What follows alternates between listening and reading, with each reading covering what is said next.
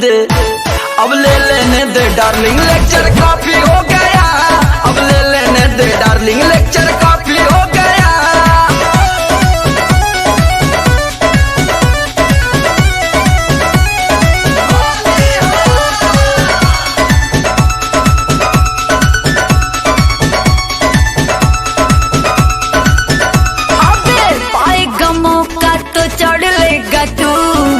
मेरी जवानी को पढ़ लेगा तू,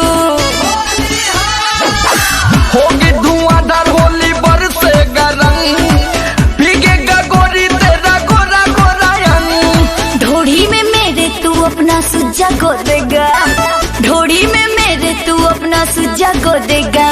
मैं जानती हूँ साला तू तो पी के ले लेगा, मैं जानती हूँ साला तू तो पी के ले लेगा।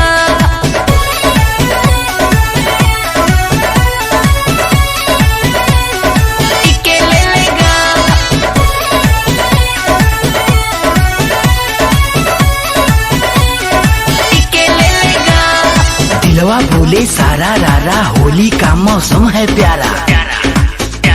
कोई देर न कर आ प्यार करे, कोई देर न कर आ प्यार करे, आ हाले दिल इजहार करे। होली के मस्त महीना में चल आजा नैना चार करे।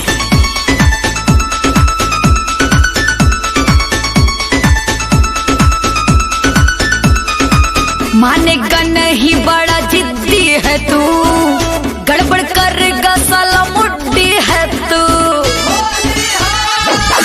होठों का रस अपने चख लेने दे, पिचकारी लहंगे में रख लेने दे।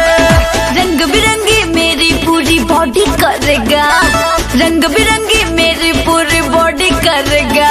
मैं जानती हूँ साला तू तो पी के ले लेगा, मैं जानती हूँ साला तू तो पी के ले लेगा। तेरी देख जवानी मनवा मेरा पापी हो गया, तेरी देख जवानी मनवा मेरा पापी हो गया। अब ले लेने दे, अब ले लेने दे, अब ले लेने दे डार्लिंग, लेक्चर काफी हो गया। अब ले लेने दे डार्लिंग, लेक्चर